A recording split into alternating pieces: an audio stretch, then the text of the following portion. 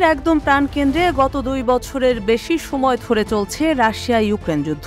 এই যুদ্ধকে কেন্দ্র করে বিশ্বের অন্যতম ক্ষমতাধর রাষ্ট্রপ্রধান পুতিনের দেশ রাশিয়ার সাথে সম্পর্ক খারাপ হয়েছে বিভিন্ন দেশের। তাদের মধ্যে অন্যতম হল যুক্তরাজ্য। নানাবিধ হুমকি ধামকি আর নিষেধাজ্ঞার ফলে রাশিয়া এবং যুক্তরাজ্যের সম্পর্ক অবনতির পথেই হেঁটেছে। সম্প্রতি রুশ জাতীয় নিরাপত্তা পরিষদের উপপ্রধান এবং সাবেক প্রেসিডেন্ট দিমিত্রি মেদভেদেভ যুক্তরাজ্যকে উদ্দেশ্য করে এক বিস্ফোরক পরামর্শ দিয়ে বসেছেন। তিনি বলেছেন, ব্রিটেনের সাথে তার দেশের বিদ্যমান সমস্যার সমাধানের একমাত্র উপায় হল লন্ডনের উপর বোমা মেরে দেশটি ডুবিয়ে দেয়া। সাবেক প্রেসিডেন্ট রাশিয়ার প্রখ্যাত স্কিং চ্যাম্পিয়ন এলেনা ভালবে গত মাসের শেষ দিকে যে বিবৃতি দিয়েছেন তার প্রতিক্রিয়ায় এই পরামর্শ দেন। রাশিয়া টুডের সাথে সাক্ষাৎকারে 3 বারের অলিম্পিক চ্যাম্পিয়ন এবং রাশিয়ার স্কিং ফেডারেশনের প্রধান ভালবে ইউক্রেন সংঘাতকে কেন্দ্র করে দেশের ক্রীড়াবিদদের বেশিরভাগকে আন্তর্জাতিক টুর্নামেন্টে নিষিদ্ধ করার জন্য পশ্চিমাদের নিন্দা করেন। ভালবে বলেন, যদি আমরা লন্ডনের ওপর বোমা ফেলি তাহলে সবকিছুর সমাধান হবে এবং আমরা বিশ্বের সব জায়গায় খেলার সুযোগ পাব।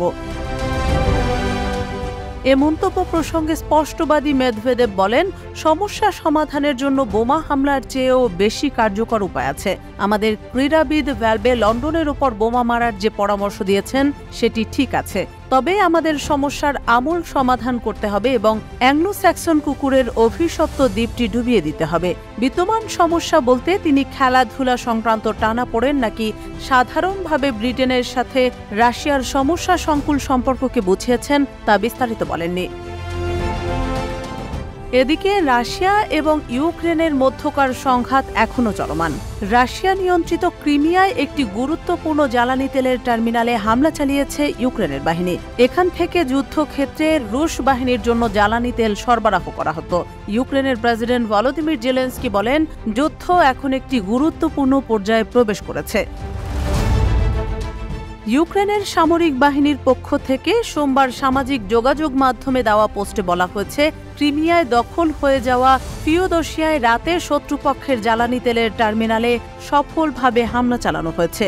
ইউক্রেনের জেনারেল স্টাফ সামাজিক যোগাযোগ মাধ্যমে দেওয়া পোস্টে বলেন, রাশিয়ার অধিকৃত ক্রিমিয়া উপদ্বীপের দক্ষিণ উপকূলের ফিওদোসিয়া টার্মিনাল থেকে যুদ্ধক্ষেত্রে রুশ বাহিনীর জন্য জ্বালানি সরবরাহ করা হয়। রাশিয়ার সামরিক ও অর্থনৈতিক সম্ভাবনাকে দুর্বল করার চলমান প্রচেষ্টার অংশ হিসেবে এ হামলা চালানো হয়েছে। ফিওদোসিয়ায় রাশিয়ার নিয়োগ দেওয়া কর্তৃপক্ষ নিশ্চিত করেছে, সোমবার সকালে জ্বালানি তেলের ওই টার্মিনালে আগুন লেগেছে, তবে আগুনের উৎস সম্পর্কে কিছুই জানানো হয়নি এখনো।